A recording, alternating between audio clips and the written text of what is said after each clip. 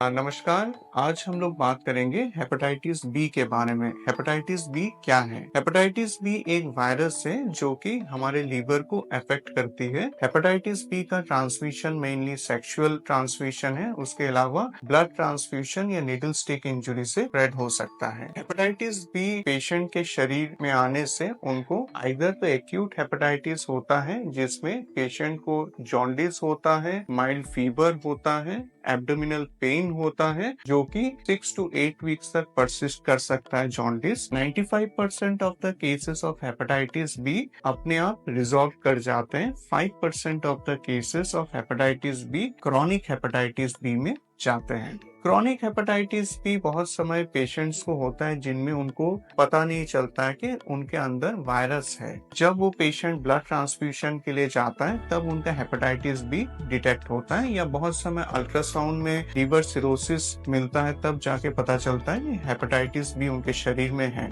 लंबे time hepatitis B blood में रहने से एक पेशेंट का लीवर खराब हो सकता है जिसमें पेशेंट खून की उल्टी या पेट में पानी या बेहोशी के लक्षण से आ सकते हैं। कभी भी अगर किसी को हेपेटाइटिस बी पॉजिटिव मिला तो तुरंत उनको अपने गैस्ट्रोएंटरोलॉजिस्ट से मिलना चाहिए, जिसमें हम लोग अल्ट्रासाउंड करवाते हैं पेशेंट्स का, जिसमें लीवर की टेक्सचर को देखते हैं, फाइब्रो स्कैन करवाते हैं। फाइब्रो स्कैन से लीवर में इलास्टिसिटी पता चलता है और फाइब्रोसिस पता चलता है। उसके अलावा हेपेटाइटिस बी के डीएनए की मात्रा देखते हैं और लीवर फंक्शन टेस्ट करवाते हैं। ये सब टेस्ट करवाने के बाद हम लोग डिसाइड करते हैं कि वेदर पेशेंट को ट्रीट करना है कि अभी हम लोग पेशेंट को वेट कर सकते हैं। जब भी पेशेंट को हेपेटाइटिस बी का ट्रीटमेंट स्टार्ट होता है उनको कंटिन्यूअसली टैबलेट्स को डेली एक गोली कंटिन्यूअली लेना चाहिए और कभी भी ड्रग को टैबलेट्स नागा नहीं होनी चाहिए। एक भी टैबलेट मिस नहीं होनी चाहिए। बहुत समय पेशेंट्स आके पूछते हैं कि कब तक हेपेटाइटिस बी का इलाज चलेगा, पूरा लाइफ लॉन्ग चलेगा कि क्या है? क्रॉनिक हेपेटाइटिस बी में प्रोलॉन्ग्ड अगर 2 से 3 साल तक अगर एचबीवी डीएनए ब्लड में नहीं पाई जाती है